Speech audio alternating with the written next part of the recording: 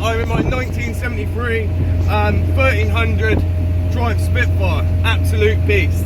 And if you follow the channel, then you'll know that I've recently put an electronic ignition kit on it. However, that first kit failed, so I've got another one on there from a different company. I think it's Power Spark now, and as you can tell, the car is finally running again.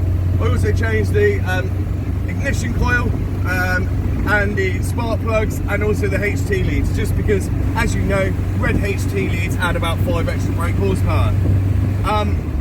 Just a little bit on the going to electronic ignition, so you're aware, the time was bang on. Took it out with the new ignition and it was slightly off. I think it's just because I've set it up with points. Obviously the ignition data now is going to be slightly different. However, even though the timing's slightly off now, I would say it's pulling really, really nicely. It feels like a lot smoother through the whole like power band, and like accelerating and idle and everything. It's just a lot nicer. As for pulling up hills, I've just come from Lulworth now.